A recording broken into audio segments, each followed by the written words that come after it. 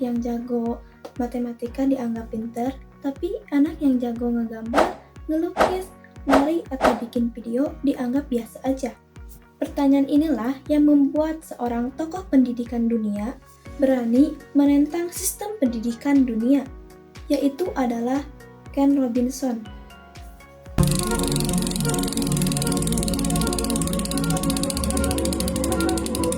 Halo semuanya, di video kali ini aku Rara Salpa mau mengajak kalian bukan cuma mengenal pemikiran Ken Robinson, tapi mendengar ceritanya. Bagaimana pengalaman hidupnya membentuk cara pandangan terhadap pendidikan. Ken Robinson lahir pada tahun 1950 di Liverpool, Inggris. Saat masih kecil, Ken Robinson mengalami gangguan kesehatan yang sangat serius, yang membuatnya harus menjalani perawatan panjang dan tidak bisa bergerak bebas seperti anak-anak yang lainnya.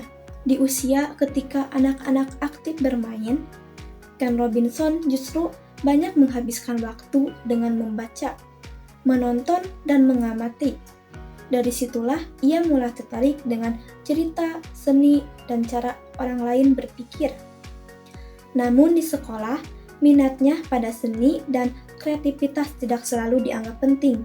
Sistem pendidikan saat itu lebih menghargai pelajaran akademik tertentu. Pengalaman ini membuat Ken Robinson menyadari satu hal penting.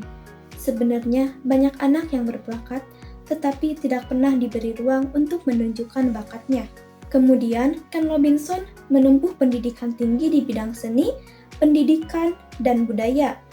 Dan kemudian, ia menjadi dosen, peneliti, dan akhirnya ia dikenal sebagai pakar pendidikan internasional. Pada karirnya, ia sering bekerja dengan sekolah, universitas, bahkan sampai pemerintah. Pada saat itu, ia melihat pola yang sama di berbagai negara. Sistem pendidikan cenderung menyeragamkan siswa dan mengukur kecerdasan dengan satu standar. Menurut Ken Robinson, pendidikan lebih fokus pada hasil ujian, bukan pada proses belajar dan pengembangan potensi individu. Semakin lama terlibat dalam dunia pendidikan, Ken Robinson semakin vokal dalam menyuarai kritik.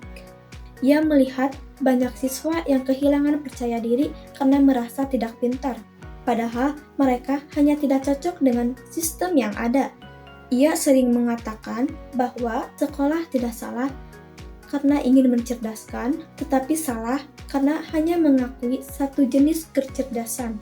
Dari sinilah muncul gagasan besarnya pentingnya kreativitas, seni, dan bakat non-akademik dalam pendidikan.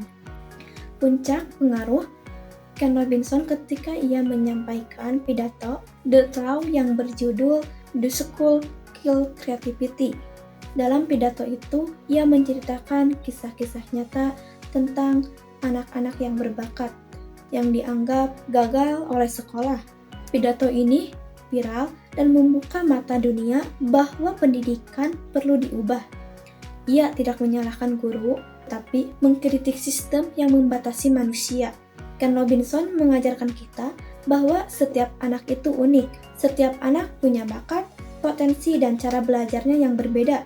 Kalau hari ini kamu belum merasa menonjol di sekolah, ingat satu hal. Mungkin bakatmu belum ditemukan, bukan karena kamu tidak mampu. Ken Robinson sudah membuktikan pendidikan yang baik adalah pendidikan yang memberi ruang untuk semua anak berkembang.